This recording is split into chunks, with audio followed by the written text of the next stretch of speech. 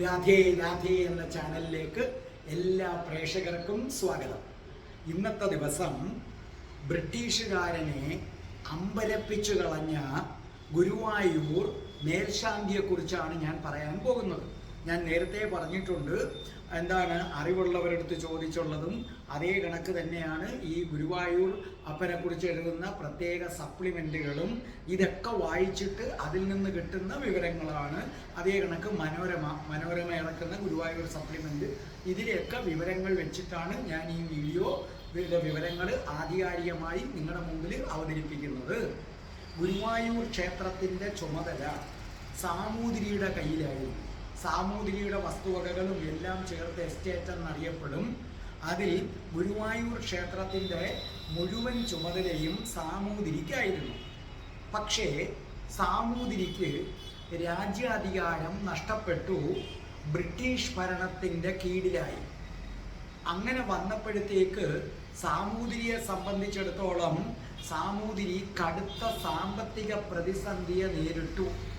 അപ്പോൾ ഗുരുവായൂർ ക്ഷേത്രമൊക്കെ വേണ്ടാം വണ്ണം നോക്കി നടത്താനുള്ള ഒരു സാമ്പത്തിക സ്ഥിതി തന്നെ ഇല്ലാതാകുന്ന അവസ്ഥയായി. അപ്പോൾ വല്ലാത്തൊരു സാമ്പത്തിക പ്രതിസന്ധി വന്നപ്പോൾ 1916 ബ്രിട്ടീഷുകാർ ഒരു പ്രത്യേക ഭരണകൂടത്തെ അവിടെ നിയമിച്ചു ഗുരുവായൂർ അമ്പലം കൈകാര്യം ചെയ്യാൻ.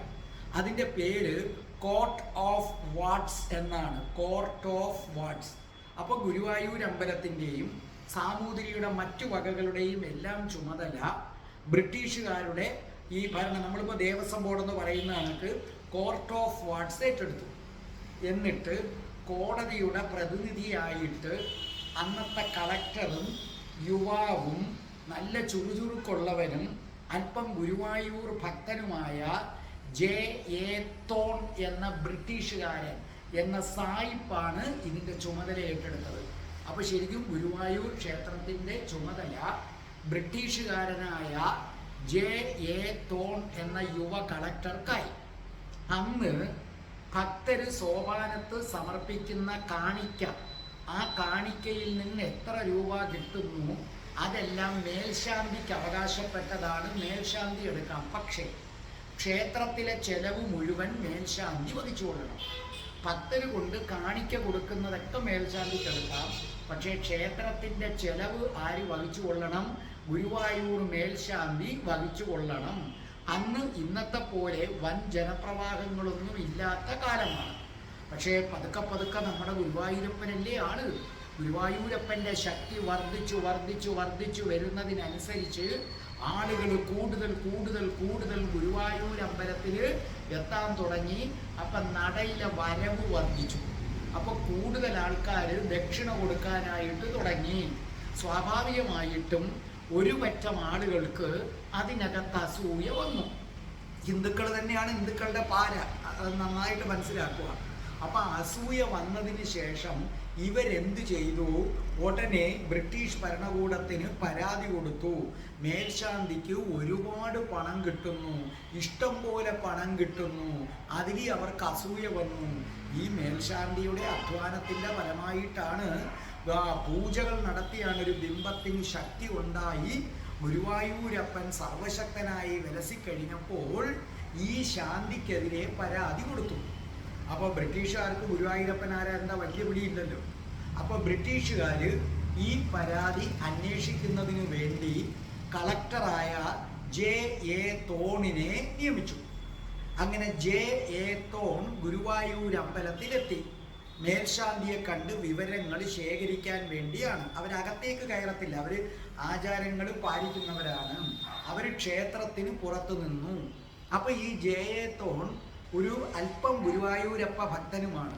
അദ്ദേഹം ഇടയ്ക്കും മുറയ്ക്കും ഗുരുവായൂർ വരും, പുറത്ത് നിന്ന് തൊഴുവും, അദ്ദേഹം വഴിപാടുമൊക്കെ നടത്തും. അപ്പോൾ കളക്ടർ അപ്പോൾ ഉച്ചപൂജ കഴിഞ്ഞ് ഈ മേൽശാന്തി ഈ പടിവാതിലിൻ്റെ അടുക്കലേക്ക് എത്തി. അങ്ങനെ ക്ഷേത്രത്തിന് പുറത്തേക്കുള്ള പടിവാതിലിൻ്റെ അവിടെ എത്തിക്കഴിഞ്ഞപ്പോൾ കളക്ടർ ഇദ്ദേഹത്തെ വിളിച്ച് വിവരങ്ങൾ ചോദിക്കാൻ തുടങ്ങി. അപ്പോൾ മേൽശാന്തി ചോദിച്ചു, കുറച്ച് വെള്ളം കുടിച്ചിട്ട് മതിയോ മറുപടി? അപ്പോൾ ഇയാൾ ചോദിച്ചു, അതെന്താ ഇതുവരെ വെള്ളം കുടിച്ചില്ലേ? അല്ല, ഞങ്ങൾ 3 മണിക്ക് നട തുറക്കും, ഉച്ചപൂജ വരെ ഞങ്ങൾക്ക് ഒരു തുള്ളി വെള്ളം കുടിച്ചുകൂടാ. ഇത് കളക്ടറെ അത്ഭുതപ്പെടുത്തി.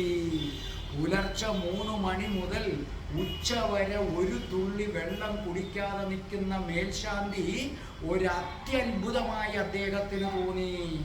അപ്പോൾ അദ്ദേഹം മേൽശാന്തിയുടെ സമർപ്പണം തിരിച്ചറിഞ്ഞു. അദ്ദേഹം പറഞ്ഞു, ഇനി എനിക്ക് നിങ്ങളോട് ഒന്നും ചോദിക്കാനില്ല. നിങ്ങളുടെ സമർപ്പണത്തിന് മുന്നിൽ ഞാൻ കൈകൂപ്പുന്നു.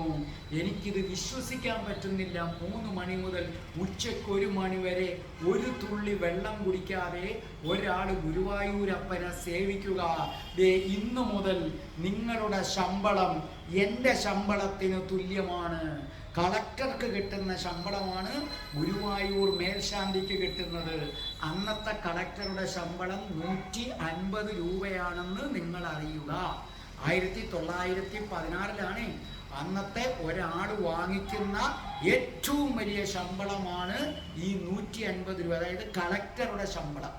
അന്നത്തെ കളക്ടറുടെ ശമ്പളമാണ് 150 രൂപ. അതിന് തുല്യമാക്കി കൊടുത്തിട്ട് പറഞ്ഞു, സോപാനത്ത് ഇന്നു മുതൽ മേൽശാന്തിയുടെ ശമ്പളം 150 രൂപ. സോപാനത്ത് സമർപ്പിക്കുന്ന കാണിക്ക മുഴുവനും ദേവസ്വത്തിന് അവകാശപ്പെട്ടതാണ്. ഇന്നു മുതൽ ക്ഷേത്രത്തിൻ്റെ ചെലവ് ദേവസ്വം നടത്തിക്കൊള്ളണം. ഈ 150 രൂപയും എന്ന് പറയുമ്പോൾ ഇന്നത്തെ ലക്ഷങ്ങൾ വരും. ഈ 150 രൂപയും ഇന്നു മുതൽ ഗുരുവായൂർ മേൽശാന്തിക്ക് വിധിക്കപ്പെട്ടതാണ്. അത് അദ്ദേഹം ക്ഷേത്ര ചെലവിനെടുക്കണ്ട എന്ന് ഈ കളക്ടർ പറയുകയും ഈ മേൽശാന്തിയെ രാവിലെ എഴുന്നേറ്റ് ഉച്ചവരെ ഒരു തുള്ളി വെള്ളം കുടിക്കാതെ നിൽക്കുന്ന മേൽശാന്തിയെ കൈയെടുത്ത് തൊഴുകയും സാക്ഷാൽ ഗുരുവായൂരപ്പനെയും കൈയെടുത്ത് തൊഴുകയും ചെയ്തു. അങ്ങനെ കളക്ടറെ പോലും അമ്പരപ്പിച്ച ഗുരുവായൂർ മേൽശാന്തി കളക്ടറുടെ ശമ്പളം തന്നെ അദ്ദേഹത്തിന് കിട്ടി. രാധേ രാധേ ഓ രാധേ രാധേ രാധേ രാധേ ഓ രാധേ രാധേ. ഓം ശ്രീം ഹ്രീം ക്ലീം ഐം രം രാസേശ്വരി രാധികായേ സ്വാഹ.